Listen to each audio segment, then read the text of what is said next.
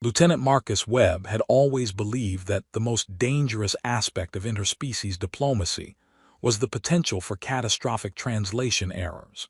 But 3 weeks aboard the diplomatic flagship Concordia had taught him that sometimes the most dangerous words were the ones that translated perfectly, but carried cultural implications no human had bothered to research.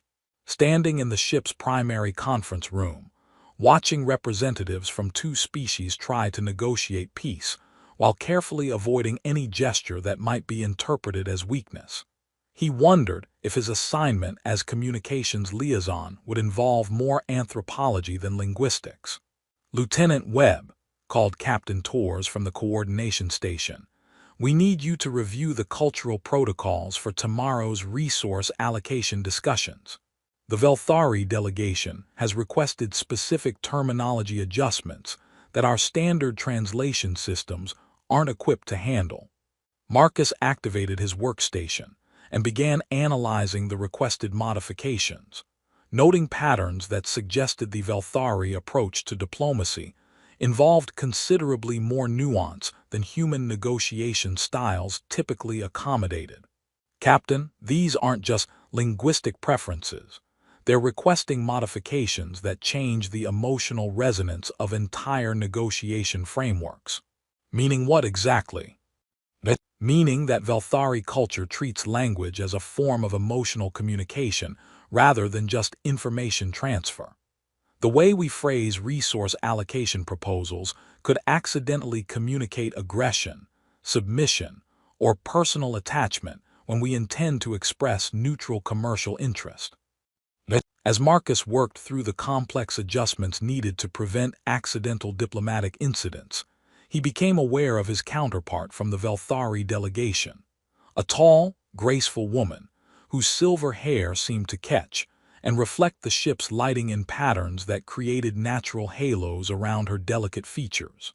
Her skin bore intricate luminescent markings that shifted color and intensity in ways he hadn't noticed before, though he assumed they were decorative rather than functional. "Mr. Webb." She approached his workstation with the fluid movement characteristic of her species. "I am Lyrale Starwhisper, Cultural Integration Specialist for the Velthari Diplomatic Corps. Captain Torres mentioned that you're working on the terminology modifications for tomorrow's session." "That's right, though I have to admit, I'm finding some of the nuances challenging to translate without losing the underlying meaning." Marcus gestured at the holographic displays showing various linguistic frameworks.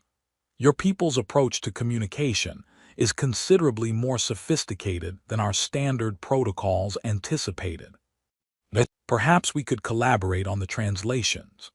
Lyrale settled into the workstation beside his, her proximity allowing Marcus to notice that her luminescent markings were more complex than simple decoration. They seemed to respond to her emotional state with subtle color changes that created a form of involuntary biological communication.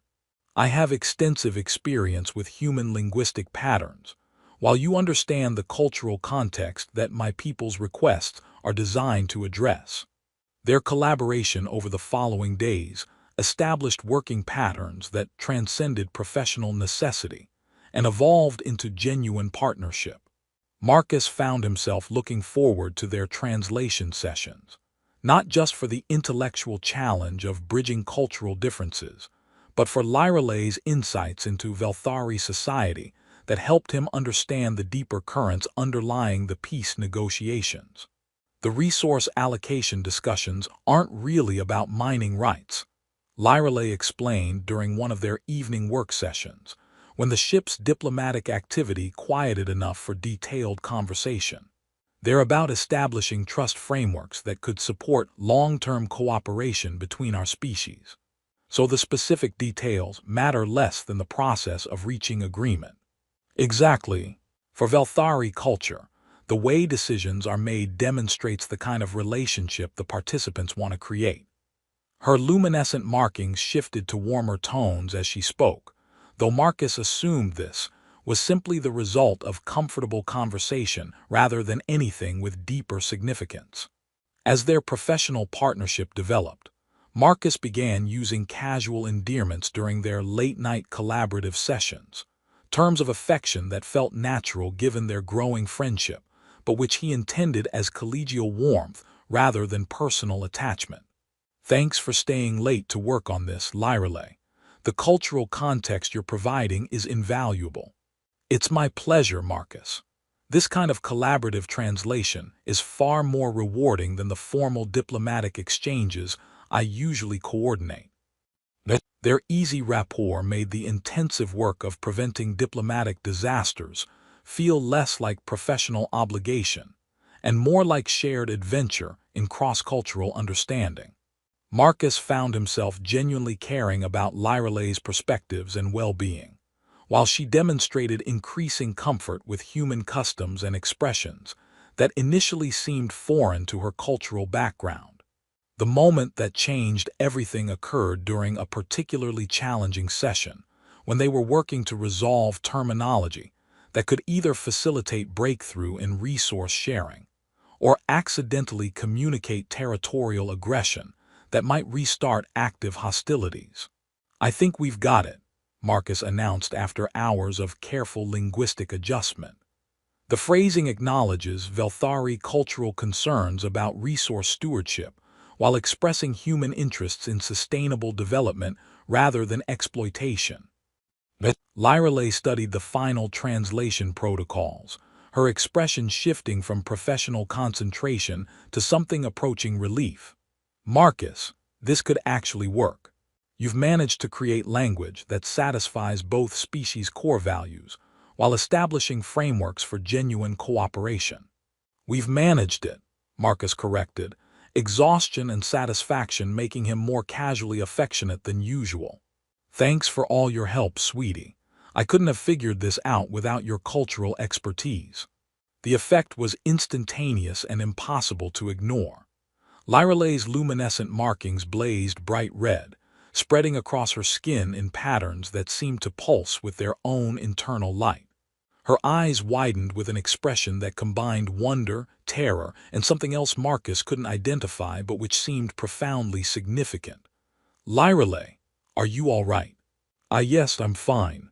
But her markings continued glowing red, and she was clearly struggling to regain the composed professionalism that had characterized their previous interactions.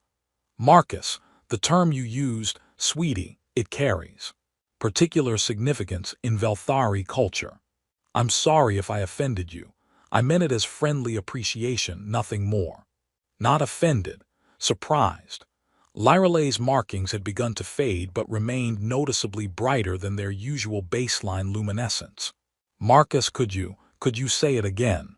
The request seemed oddly vulnerable coming from someone whose diplomatic composure had been unshakable throughout the peace negotiations.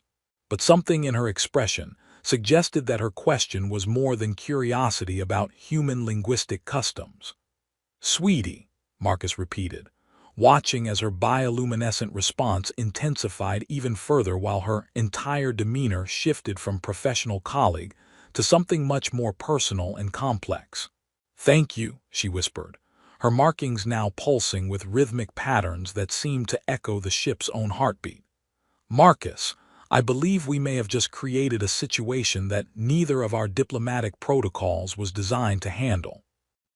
As alarms began chiming throughout the ship, not emergency signals but the complex harmonics that indicated successful activation of previously sealed systems, Marcus Webb realized that his casual expression of affection had triggered something considerably more significant than cultural appreciation. The question was whether what they'd accidentally created would help or hinder the peace negotiations that both their species desperately needed to succeed. The system alerts that followed Lyreley's bioluminescent response to Marcus's repeated endearment created a ship-wide security review as automated protocols activated that neither human nor Velthari technicians had expected to encounter during routine diplomatic operations. Marcus found himself summoned to an emergency briefing where Captain Torres, Velthari Ambassador Catherine, and various security personnel tried to understand why two cultural liaisons had suddenly gained access to classified command systems. Lieutenant Webb, Captain Torres began with the controlled tension that accompanied unexplained security breaches. Our monitoring systems indicate that you and Specialist Starwhisper have triggered some kind of paired authorization protocol that's granted you both access to sealed diplomatic archives and evacuation planning systems. I don't understand. We were just working on translation protocols when I used a casual endearment, and Lyreley had some kind of biological response that seemed culturally significant. Ambassador Catherine, an elderly Velthari whose luminescent markings remained subdued but whose posture suggested deep concern, stepped forward. Lieutenant Webb, the biological response you witnessed, did Specialist Starwhisper request that you repeat the endearment? Yes, she asked me to say it again. And did her markings intensify when you complied? Considerably. They went from their normal subtle patterns to very bright red that seemed to pulse with its own rhythm. The ambassador and captain exchanged glances that carried implications Marcus couldn't interpret but definitely didn't like. Lieutenant, Torres said carefully, what exactly is your relationship with Specialist Starwhisper? Professional colleagues working on cultural translation for the peace negotiations. We've developed a good working partnership, but nothing that would justify special system access or security concerns. Ambassador, N. Torres addressed the Velthari delegation leader. Could you explain what we're dealing with here? The behavioral patterns Lieutenant Webb described indicate activation of the Velnathi Corvesh, provisional consort bonding, that occurs when individuals demonstrate biological and emotional compatibility across species boundaries. The ambassador's markings shifted to patterns that Marcus was beginning to recognize as diplomatic caution. In our culture, requesting repetition of an endearment while displaying maximum bioluminescent response creates legal frameworks for partnership that carry significant authority and responsibility. Marcus felt his understanding of the situation shifting in directions that made routine diplomatic translation seem like a comfortable memory. Are you saying that my casual use of sweetie accidentally created some kind of marriage contract? Provisional marriage contract, the ambassador corrected. The Velnathi Corvesh establishes temporary legal bonds that must be either formalized or dissolved within 48 hours of activation. During that time, both parties have shared access to each other's cultural resources and decision-making authorities, which explains the system access, Torres observed. Lieutenant Webb now has provisional authority within Velthari diplomatic systems, while Specialist Starwhisper has similar access to human command protocols. There's more, Ambassador Catherine continued with obvious reluctance. Lieutenant Webb, Specialist Starwhisper isn't just a cultural liaison. She's Princess Lyreley of House Starwhisper, third in succession to the Velthari throne and one of the primary architects of these peace negotiations. The conference room fell silent as Marcus processed the implications. So by accidentally triggering a consort bond with alien royalty, I've somehow become involved in interplanetary diplomacy at levels I'm not qualified to handle. You've become legally empowered to participate in interplanetary diplomacy at levels that could determine whether these peace negotiations succeed or fail, Torres corrected grimly. The question is what you and Princess Lyreley intend to do with the authority you've inadvertently acquired. The answer came during Marcus's private conversation with Lyreley later that evening, when they met in the observation lounge to discuss the complications their accidental bonding had created for both their personal lives and the diplomatic mission. Marcus, she said, settling beside him at the viewport that showed the neutral space where Concordia maintained position between human and Velthari territories. I owe you an explanation about my identity and the significance of what happened during our translation session.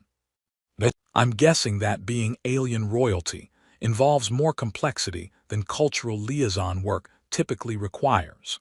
Considerably more.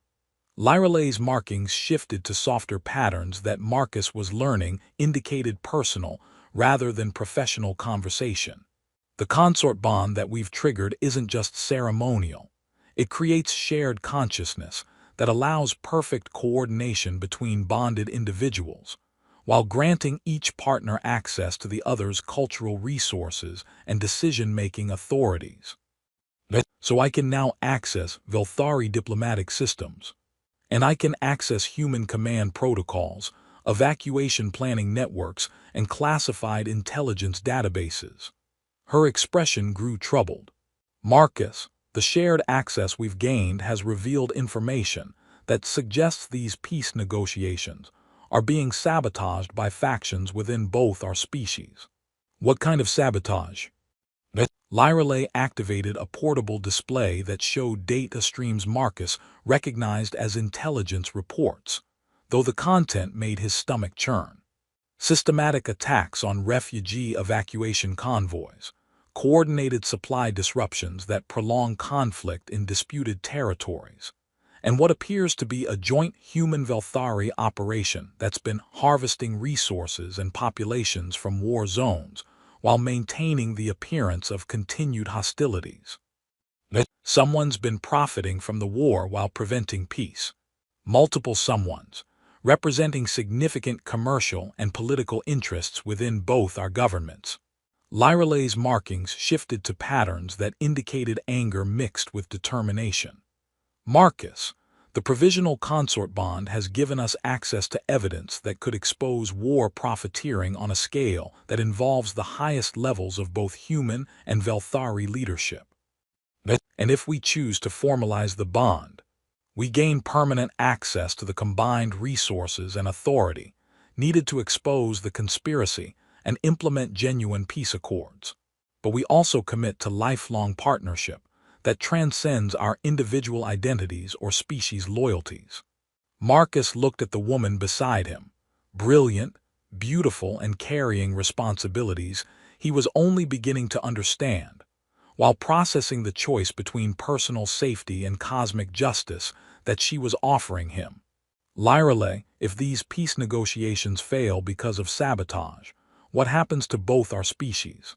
Continued war that could devastate multiple star systems, while enriching the same interests that have been artificially prolonging the conflict. Her markings pulsed with patterns that seemed to synchronize with his own heartbeat. But if we expose the conspiracy, we could end the war while making ourselves targets for elimination by everyone who profits from continued hostilities. Some choice. Accept lifelong bonding with alien royalty to save both our civilizations, or walk away and let war profiteers destroy everything while protecting my own safety. The choice is entirely yours, Marcus. I'll understand whatever you decide. Marcus studied the data displays showing evidence of war crimes, refugee trafficking, and systematic exploitation disguised as military necessity, then looked at Lyralay's expression of hope mixed with resignation. "Princess," he said formally, "when I called you sweetie, I meant it as casual affection for someone whose partnership had made difficult work more enjoyable. And now I'm beginning to understand that casual affection might be the foundation for something considerably more significant than either of us planned." Marcus took her luminescent hand in his human one, feeling warmth that seemed to resonate with frequencies his species wasn't designed to perceive. "Lyralay, I accept the consort bond, whatever that means for both of us." The response was immediate. Her markings blazed with patterns that painted the observation lounge in shifting rainbows, while alarms throughout the ship indicated that sealed systems were activating in preparation for operations that neither species had attempted before.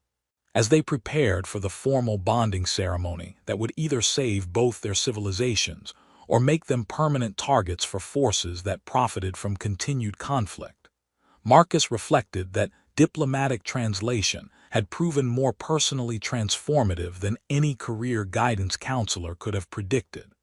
The investigation that Marcus and Lyrale conducted through their shared access to both species' intelligence networks revealed a conspiracy that extended far beyond simple war, profiteering into systematic exploitation of the refugee crisis that had displaced millions of beings throughout the disputed territories.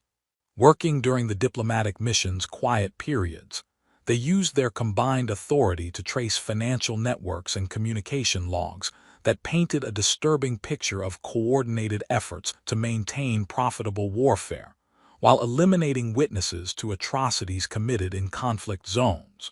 The evacuation protocols we can now access show massive discrepancies between reported and actual refugee movements, Lyrale announced during one of their covert investigation sessions. Thousands of civilians who were supposedly killed in military actions were actually diverted to hidden facilities throughout the disputed territories. Marcus studied the data flows their consort bond had unlocked, noting patterns that his communications training helped him recognize as systematic deception.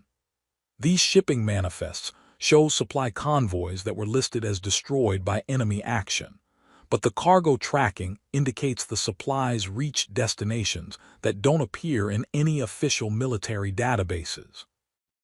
Facilities that require both human technology and Velthari biological expertise to operate, Lyrale added, her luminescent markings reflecting the stress of discovering evidence of crimes committed by their own species. Marcus, we're looking at joint operations between corrupt factions from both governments, using the war as cover for resource extraction and forced labor programs.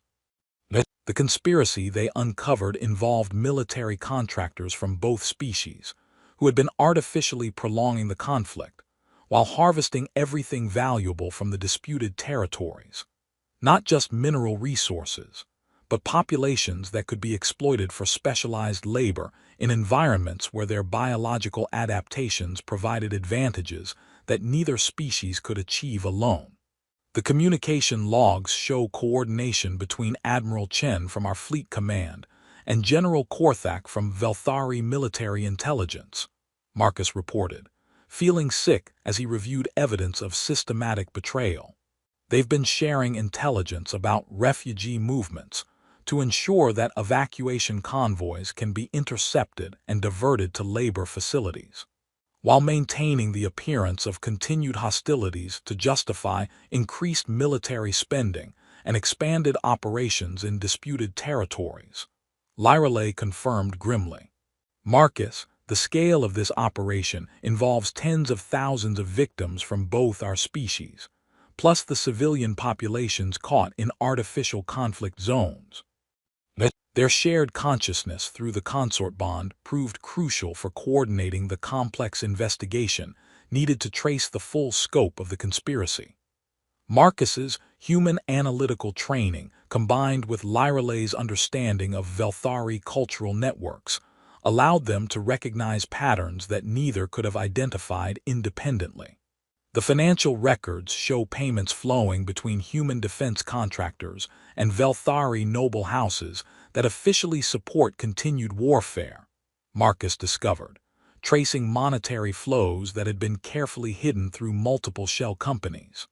But the same companies are jointly operating the resource extraction facilities where the diverted refugees have been sent, including facilities that require both species populations to function effectively, Lyrale added. Marcus, they've been creating artificial integration between human and Velthari workers under conditions that maximize productivity, while ensuring no one can escape or report what's happening. The evidence was comprehensive but dangerous. Exposing the conspiracy would require them to reveal information that powerful interests in both governments had been killing to protect. But the investigation also revealed that time was running out for decisive action. Operation Final Resolution, Marcus announced after decrypting the most classified communications in the shared databases. A coordinated military action scheduled to begin in 36 hours that will eliminate all remaining refugee populations, while providing justification for total war between our species. which would allow the conspiracy to expand their operations throughout both human and Velthari space, while eliminating any witnesses who might testify about what's been happening in the disputed territories. Lyralay's markings shifted to patterns that indicated both fear and determination. Marcus, they're planning genocide disguised as military necessity. The provisional consort bond that connected them was scheduled to expire in 18 hours. Either they formalized their partnership and used the enhanced authority it provided to expose the conspiracy, or they lost their shared access to the evidence and systems needed to prevent Operation Final Resolution. The biological integration we've been experiencing isn't just legal convenience, Lyralay explained, as they prepared for what might be their final investigation session. The consort bond has been creating actual neurological connections between us. If we allow it to dissolve now, the separation could cause permanent damage to both our consciousness. And if we formalize it, we become permanently bonded in ways that transcend individual identity, with shared responsibility for everything we discover and choose to do with this information. Her luminescent patterns pulsed with rhythms that seemed to synchronize with Marcus's heartbeat. Marcus, I need you to understand what you're agreeing to if we proceed with formal bonding. I understand that thousands of people will die if we don't use this authority to stop Operation Final Resolution, Marcus replied, feeling the weight of shared consciousness that had already begun changing his understanding of individual versus collective responsibility. And I understand that you've become more important to me than my own safety or comfort. The choice they faced wasn't just personal, but represented a fundamental decision about whether to prioritize individual welfare or collective justice. The war profiteering conspiracy had thrived because individuals throughout both governments had chosen personal advancement over ethical responsibility, while the consort bond offered the possibility of partnership that could transcend self-interest. Lyralay, Marcus said formally, I choose to formalize our bond, accept shared responsibility for exposing this conspiracy, and commit to partnership that serves both our peoples rather than just our individual interests. Her response was immediate and overwhelming. Bioluminescent patterns that painted the entire room in shifting colors, while their shared consciousness expanded to encompass not just their individual awareness, but connection to everyone whose lives depended on the choices they were about to make. The formal bonding ceremony would take place during the next diplomatic session, providing them with the legal authority needed to present evidence of war crimes to representatives from both species. But the real test would be whether their partnership could survive the political and personal pressures that would follow their decision to choose justice over safety. As they prepared for a ceremony that would either expose the conspiracy or make them permanent targets for elimination, Marcus reflected that calling someone "sweetie" had seemed like trivial affection, but instead had become the foundation for understanding that the most important relationships were the ones built on shared commitment to principles that transcended individual welfare or species loyalty. The formal bonding ceremony that would either expose the war profiteering conspiracy or destroy both Marcus and Lyralay's careers took place during the final session of peace negotiations, where representatives from both species gathered to sign accords that most of them believed would actually end the conflict, rather than simply providing cover for expanded exploitation of disputed territories. The ceremony itself was conducted according to ancient Velthari protocols that required public declaration of partnership before witnesses from both species, creating legal bonds that could only be dissolved through death or mutual consent. Marcus Webb of Earth, Lyralay announced to the assembled delegates, her bioluminescent markings blazing with patterns that indicated formal declaration. Do you accept the Velnathi Korvesh as permanent bond partner, with shared authority over all matters affecting both our people's welfare? I accept, Marcus replied, feeling the consort bond deepening from provisional connection into permanent integration of their consciousness and authority. Lyreley Starwhisper of House Starwhisper, do you accept me as equal partner in all decisions that affect the peace and prosperity of our species? I accept, and more than accept, I embrace the partnership that will reshape both our futures. Her markings pulsed with rhythms that seemed to encompass everyone present in the ceremony. And now, as bonded partners with shared authority over diplomatic resources, we present evidence of conspiracy that threatens to destroy everything these negotiations were intended to accomplish. The information they broadcast to the assembled delegates was comprehensive and undeniable. Communication logs, financial records, facility locations, and victim testimonies that painted a complete picture of war profiteering operations that had killed thousands while prolonging conflict for corporate benefit. The evidence flowed through diplomatic channels that neither species' security systems could intercept or suppress, while their combined authority made it impossible for any single government to classify or deny the information.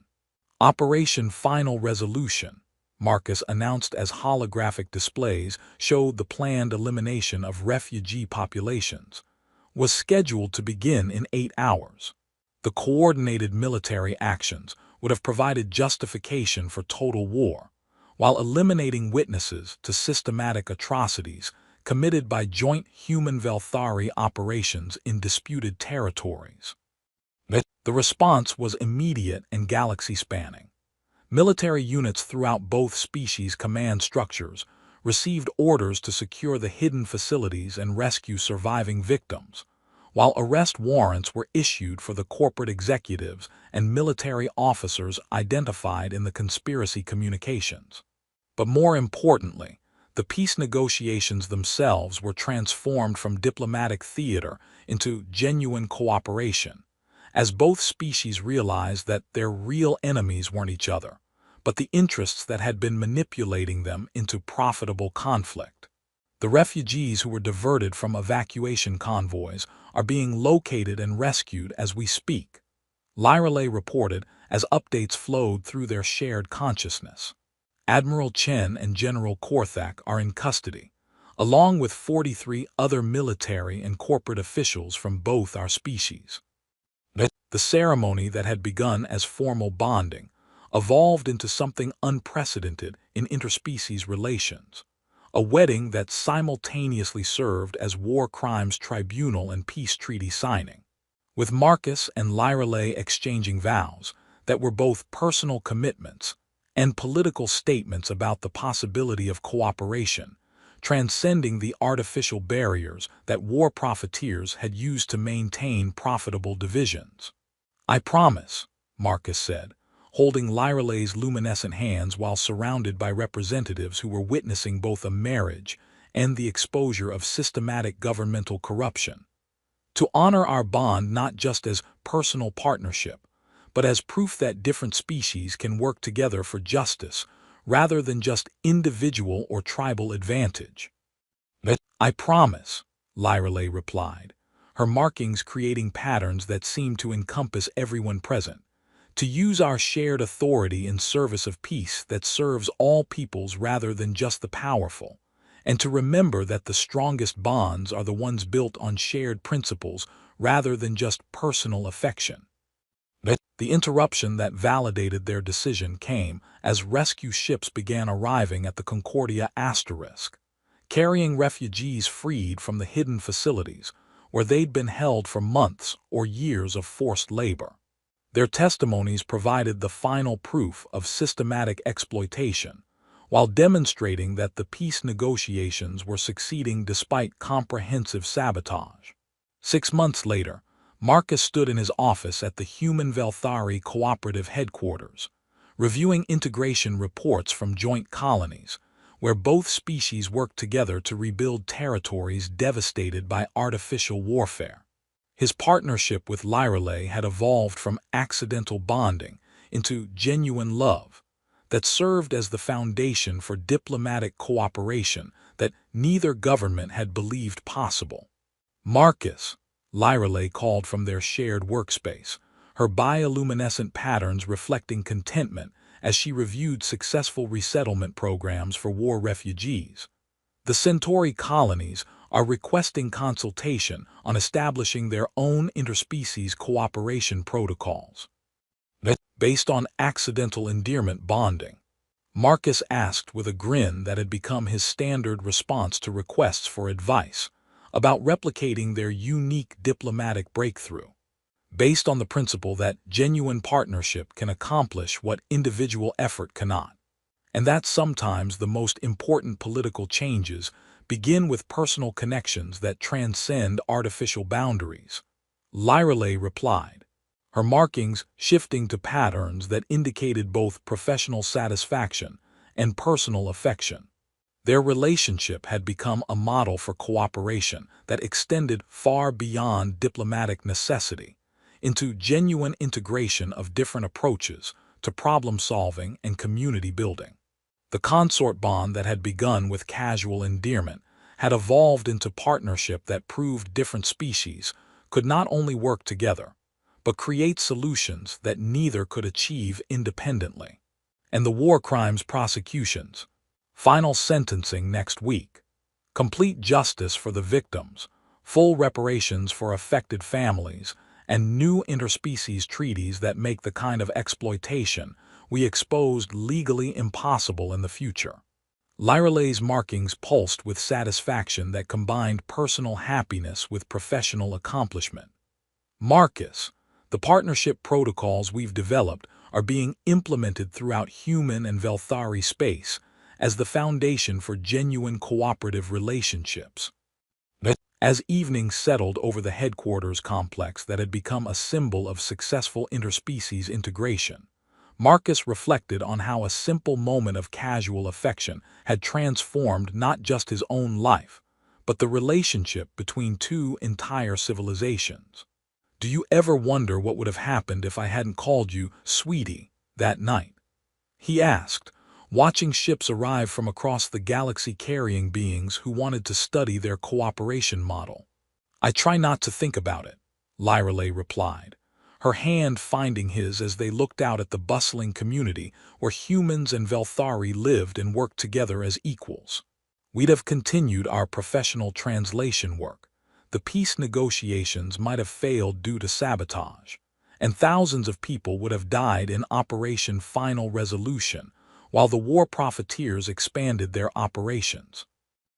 And instead, we learned that the most important diplomacy happens through personal connections that recognize the value of individuals rather than just the strategic advantages they represent, Marcus said, feeling their shared consciousness pulse with contentment. We discovered that calling someone by an endearing name can be more politically significant than formal treaties, and that sometimes the most profound changes begin with simple acknowledgement that someone matters to you as a person, rather than just a professional colleague. Lyreley's bioluminescent patterns shifted to the warm, synchronized rhythms that indicated complete happiness. The consort bond chose well. Both ways, Marcus agreed, watching their community thrive as living proof that cooperation created more value than competition. Though I should warn you, our success rate with impossible diplomatic situations is starting to attract requests from species combinations that theoretical models say shouldn't be able to work together under any circumstances. Good thing we've gotten very good at proving theoretical models wrong, Lyreley replied with the kind of smile that had become Marcus's favorite sight in any galaxy. As the stars emerged over their shared world, and the lights of their integrated community spread across the landscape like proof that different species could not only coexist but flourish together. Marcus Webb reflected that he'd come to the Asterisk Concordia expecting routine translation work, but instead had discovered that the most important communication happened through gestures of personal affection that acknowledged the fundamental worth of individuals regardless of their species, cultural background, or political significance. The casual endearment that had seemed like trivial friendliness had become the foundation for understanding that love, whether romantic, platonic, or simply the recognition of shared humanity, was the most powerful diplomatic tool in any universe, capable of building bridges across any barrier when people chose connection over division. And in the end, that choice to call someone sweetie and mean it had proven more effective than any formal treaty at creating the kind of peace that lasted, because it was built on genuine care rather than just